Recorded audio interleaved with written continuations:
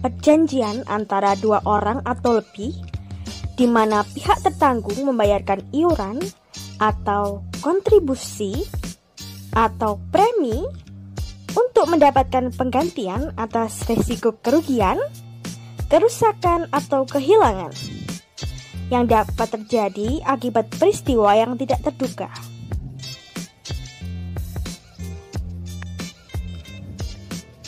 Nah, asuransi menurut Otoritas Jasa Keuangan merupakan perjanjian antara penanggung dan tertanggung yang mewajibkan tertanggung membayar sejumlah premi untuk memberikan penggantian atas risiko kerugian, kerusakan, kematian, atau kehilangan keuntungan yang diharapkan, yang mungkin akan diderita karena suatu peristiwa yang tidak terduga atau insurance.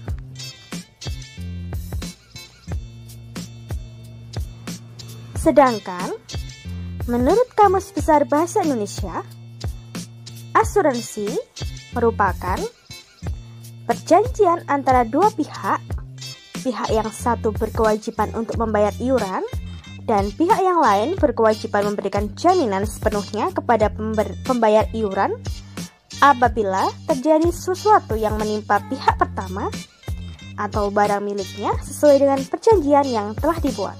Nah, selanjutnya kami akan menjelaskan elemen dalam asuransi. Yang pertama adalah premi. Premi merupakan kewajiban yang dibayar pihak tertanggung kepada pihak penanggung atau penyedia layanan asuransi sebagai jasa pengalih risiko. Pembayaran premi ini wajib dilunasi oleh pihak tertanggung untuk dapat menggunakan manfaat asuransi saat diperlukan. Yang kedua adalah polis asuransi. Polis asuransi merupakan dokumen legal yang menjadi dasar hukum hubungan antara pihak tertanggung atau nasabah dan pihak penanggung atau penyedia layanan atau perusahaan asuransi. Polis bertindak sebagai dasar untuk membayar biaya ganti rugi atas kerusakan atau kehilangan yang dialami oleh pihak tertanggung. Polis dibuat berdasarkan kesepakatan dan harus dibuat secara tertulis. Yang ketiga adalah klaim. Klaim asuransi merupakan permohonan resmi yang diajukan nasabah terhadap perusahaan asuransi untuk melakukan pembayaran sebagai bentuk ganti rugi atau kerusakan atau kehilangan berdasarkan ketentuan polis asuransi. Sebelum melakukan pembayaran tersebut, pihak perusahaan asuransi akan memeriksa validitas klaim terlebih dahulu. Jenis-jenis asuransi. Yang pertama adalah asuransi kesehatan. Asuransi kesehatan memberikan perlindungan dengan jaminan biaya kesehatan dan perawatan bagi pihak tertanggung jika mengalami kecelakaan atau jatuh sakit. Jenis asuransi ini banyak diberikan oleh perusahaan atau instansi tempat seseorang bekerja.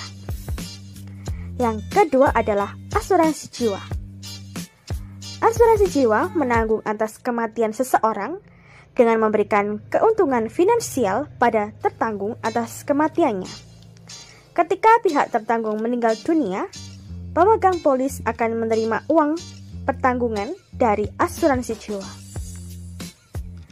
Yang ketiga adalah asuransi pendidikan. Asuransi pendidikan dapat dikatakan sebagai tabungan untuk masa depan demi menjamin pendidikan anak dari pemegang polis atau pihak tertanggung. Asuransi ini menjadi populer karena semakin tingginya biaya pendidikan dari tahun ke tahun, sehingga tidak jarang orang tua yang kini memiliki asuransi pendidikan. Yang keempat adalah asuransi umum. Asuransi umum adalah perlindungan terhadap risiko kerugian dan kehilangan yang dialami oleh pemegang polis. Salah satu asuransi umum yang terkenal adalah asuransi kendaraan bermotor. Jaminan asuransi jenis ini biasanya bersifat jangka pendek. Nah, asuransi dalam Undang-Undang Nomor 2 Tahun 1992 tentang usaha perasuransian adalah perjanjian antara dua pihak atau lebih, di mana pihak penanggung mengikatkan diri kepada tertanggung dengan menerima premi asuransi untuk memberikan penggantian kepada tertanggung karena kerugian, kerusakan, atau kehilangan keuntungan yang diharapkan atau tanggung jawab hukum pihak ketiga yang mungkin akan diterima tertanggung yang timbul dari suatu peristiwa yang tidak pasti atau memberikan suatu pembayaran yang didasarkan atas meninggal atau hidupnya seseorang yang dipertanggungkan. Badan yang menyalurkan risiko disebut tertanggung dan badan yang menerima risiko disebut penanggung. Perjanjian antara kedua badan ini disebut kebijakan. Ini adalah sebuah kontrak legal yang menjelaskan setiap istilah dan kondisi yang dilindungi.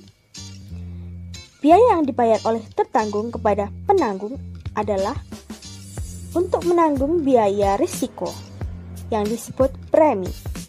Ini biasanya ditentukan oleh penanggung untuk dana yang bisa diklaim pada masa depan.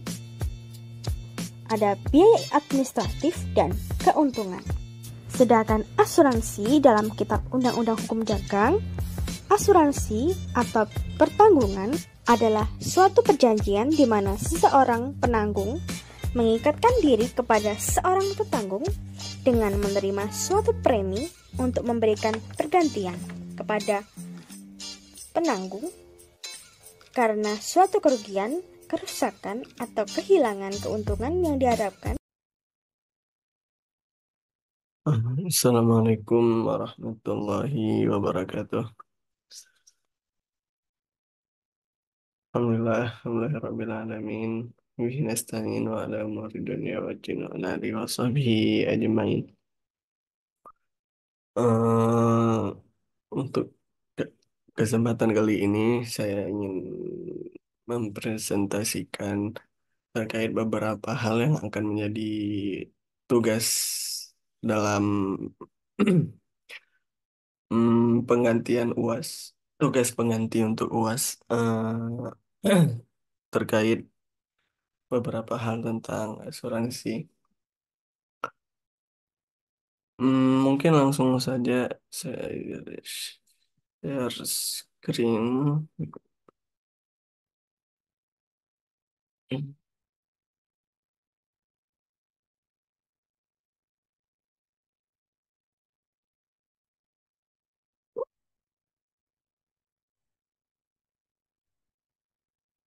Pertama tentang SWD KLLJ. SWD KLJ adalah sumbangan wajib dana kecelakaan lalu lintas jalan yang mana merupakan asuransi yang terdapat dalam dokumen STNK. Jadi setiap motor itu kan punya STNK-nya, punya punya STNK-nya, dan itu wajib untuk dibayar asuransinya. Udah terkait sama pajak gitu biasanya. Fasilitas ini mengumpulkan dana dari setiap pemilik kendaraan untuk membantu biaya kecelakaan lalu lintas.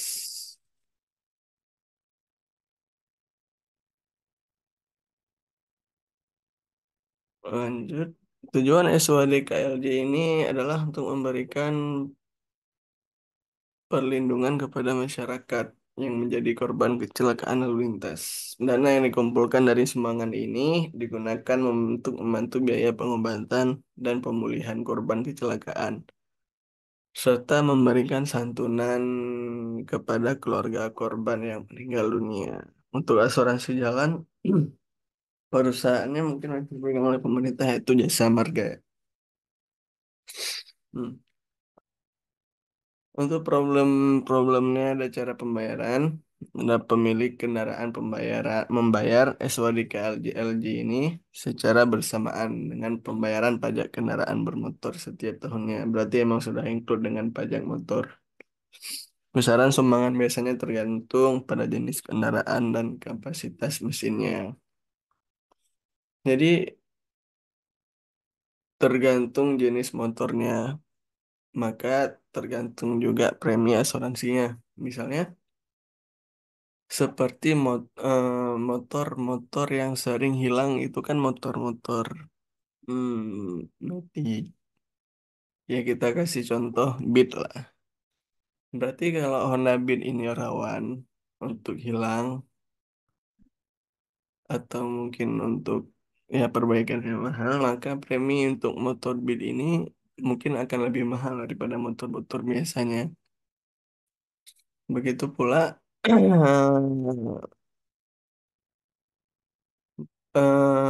premi ini juga tergantung dengan anggota-anggota himpunannya, anggota-anggota yang membayar premi. Jadi jika di daerah tersebut banyak orang yang membayar premi, otomatis preminya itu sedikit.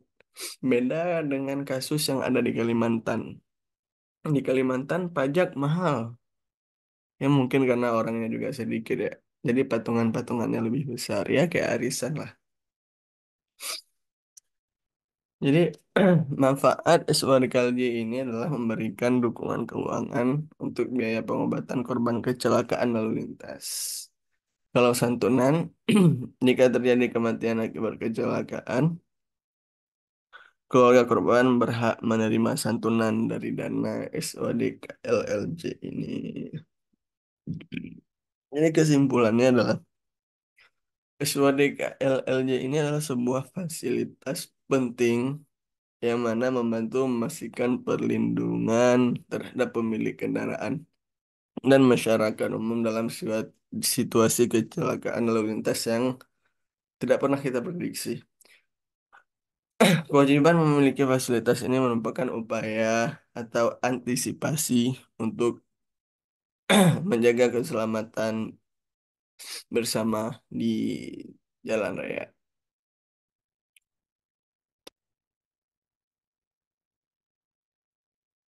Selanjutnya kita beralih ke asuransi perjalanan haji. Ya, cara menghitung preminya lah.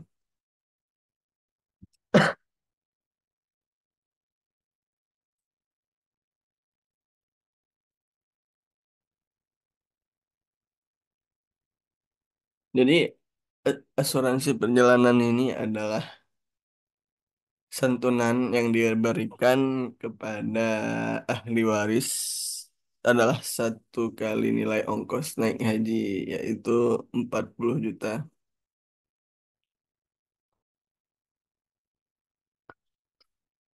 Ya, cara menghitungnya adalah misalnya diketahui bahwa jumlah haji yang meninggal selama perjalanan adalah 100 orang. Total pembiayaan yang diperlukan untuk membayarkan santunan kepada ahli waris jamaah haji yang meninggal dapat dihitung dengan total pembiayaan dikurang jumlah jamaah haji yang meninggal dikali besar manfaat asuransi. Misalnya total pembiayaan 100 jamaah dikali 40 juta, maka total pembiayaannya itu adalah 4 miliar. Dan untuk preminya sendiri, pembiayaan yang diperlukan oleh jamaah haji adalah kontribusi per jamaah haji dikurang total pembiayaan dan jumlah jamaah haji. Kontribusi per jamaah haji 4 miliar dibagi 200.000 dari total jamaah haji. Maka kontribusi per jamaahnya sama dengan preminya adalah 20.000. Dengan demikian, besaran kontribusi atau premi asuransi perjalanan haji untuk setiap jamaah adalah sebesar 20.000. Nah, jumlah ini mencerminkan kontribusi yang harus dibayarkan oleh setiap peserta asuransi untuk mendukung pembayaran santunan kepada ahli waris jemaah haji yang meninggal selama perjalanan haji. Namun hal ini bisa menjadi keuntungan atau kebuntungan bagi perusahaan asuransi itu sendiri. Misalnya seperti kejadian keren jatuhnya keren di tahun berapa itu. Kan itu tidak bisa diprediksi angka untuk kematiannya karena itu insiden. Maka perusahaan asuransi mau nggak mau ya tetap harus menanggung ya asuransi harus membayarkan apa itu harus membayarkan klaim kepada para jemaah haji yang meninggal. Padahal mungkin data-data itu sudah diperhitungkan misalnya yang meninggal ada berapa orang, ada 200 orang. Wah, tapi ada kejadian seperti itu yang meninggal misalnya yang menewaskan 2.000 orang. Tentunya mereka harus memenuhi klaim dari anggotanya, dari jamaah haji tersebut. Ya, namun hal ini mungkin akan di backup sebagian oleh pemerintah. Dan begitu juga jikalau keuntungan itu terjadi jikalau data dari mereka memperkirakan, mungkin manajemen risikonya memperkirakan yang akan meninggal pada tahun ini di jamaah haji ada sekitar 300 orang. Dan ternyata yang meninggal cuma 150 orang. Ya, mungkin ya tentunya untung dong yang akan dibagi-bagikan juga kepada mereka. Tapi untuk prinsipnya semua asuransi syariah ini adalah tahun saling tolong menolong. Hmm, Baik, kita beralih ke kesan materi. Di sini kita akan saya akan mempresentasikan, akan menjelaskan sedikit banyak tentang perusahaan reasuransi syariah. Asuransi mikro syariah itu apa? Apa itu piagam asuransi syariah? Siapa itu Dewan Pengawas Syariah dan Dewan Syariah Nasional MUI, serta peran otoritas jasa keuangan terhadap industri asuransi syariah. Langsung ke reasuransi syariah. Reasuransi syariah adalah bentuk-bentuk reasuransi yang sesuai dengan prinsip-prinsip syariah. Reasuransi merupakan mekanisme di mana perusahaan asuransi itu melindungi diri dari risiko besar dengan mentransfer risiko tersebut ke perusahaan reasuransi. Hal ini sesuai dengan prinsip syariah dalam berbagai risiko untuk perusahaan syariah.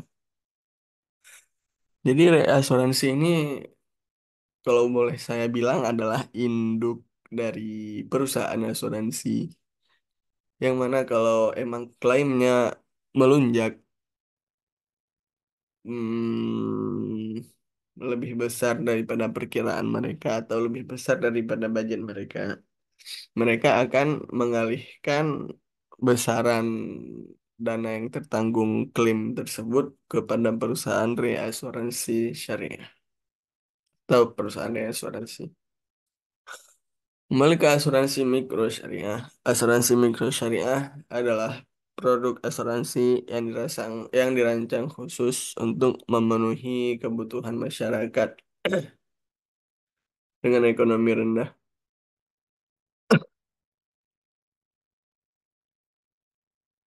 khususnya yang sesuai dengan prinsip-prinsip syariah. Produk asuransi mikro syariah ini didesain untuk masyarakat dengan pendapatan rendah atau usaha kecil. Tujuan utamanya adalah memberikan perlindungan finansial yang terjangkau sambil tetap mematuhi prinsip-prinsip syariah.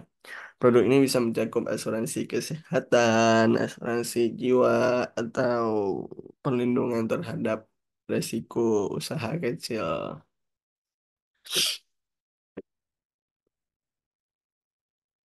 Pialang asuransi syariah adalah perantara yang berfungsi membantu nasabah dalam mendapatkan polis asuransi syariah sesuai dengan kebutuhan mereka. Singkatnya, pialang asuransi syariah ini berperan sebagai perantara antara konsumen dan perusahaan asuransi syariah. Pialang asuransi syariah ini membantu dalam memilih produk yang sesuai dengan prinsip syariah dan kebutuhan konsumen. Mereka juga memberikan nasihat terkait risiko dan kebijakan yang diambil. Mungkin ini ya setali dua tali lah dengan konsultan keuangan ya. Tapi ini mungkin konsultan asuransi syariah. Baik, siapa itu Dewan Pengawas Syariah dan siapa itu Dewan Syariah Nasional MUI? DPS atau Dewan Pengawas Syariah merupakan lembaga yang bertanggung jawab untuk mengawasi, mengevaluasi tentang kepatuhan perusahaan asuransi syariah ini terhadap prinsip-prinsip syariah.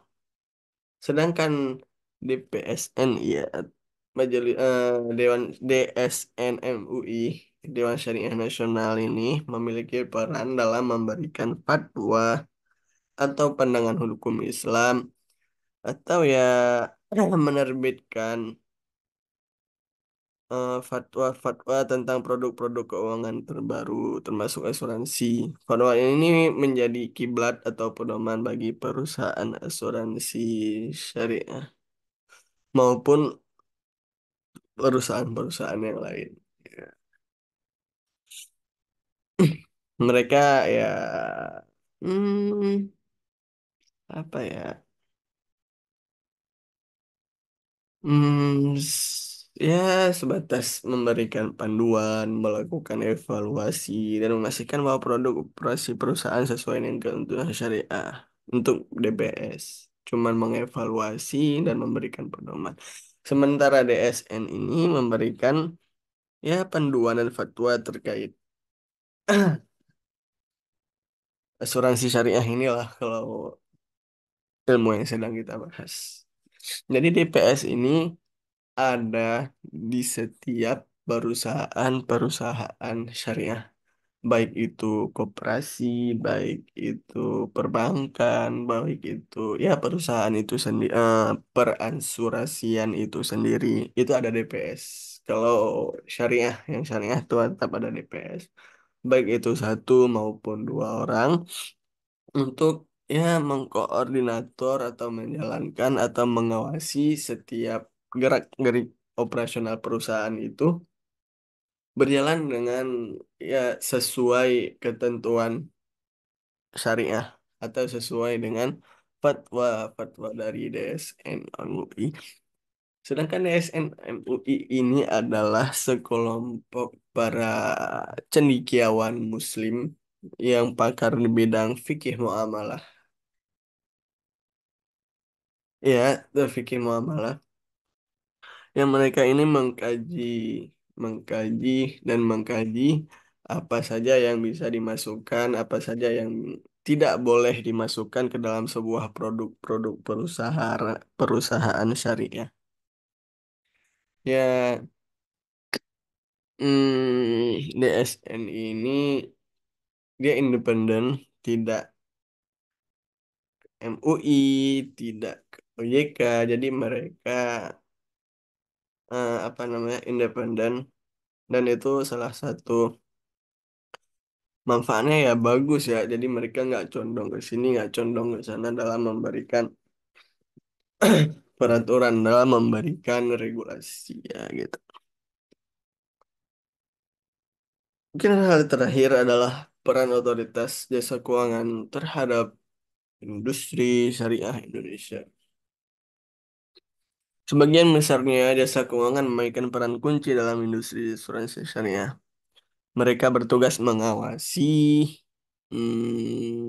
mengatur, dan memastikan bahwa seluruh entitas dalam industri keuangan termasuk asuransi syariah ini beroperasi sesuai dengan peraturan dan prinsip syariah. OJK juga memfasilitasi pertumbuhan industri asuransi syariah ini dengan keberlanjutan yang sehat dan berkeberlanjutan. Mereka mengeluarkan pedoman, regulasi, dan melakukan pengawasan, pengecekan, ya menjaga standar dan kepatuhan industri syariah ini. Regulasi dan pengawasan. Per OJK ini menetapkan peraturan dan mengawasi pelaksanaannya untuk memastikan keberlanjutan dari kepatuhan industri asuransi syariah. Memberikan izin kepada perusahaan asuransi syariah yang memenuhi standar yang ditetapkan. Mendorong perkembangan industri asuransi syariah melalui kebijakan yang mendukung pertumbuhan dan inovasi, serta memastikan hak dan kepentingan konsumen terlindungi, serta memberikan edukasi terkait asuransi syariah. Ya, paling sekian yang dapat saya presentasikan. Sangat banyak kurangnya, saya mohon maaf. Semoga ini menjadi amal saya. Mungkin itu saja, sedikit banyak yang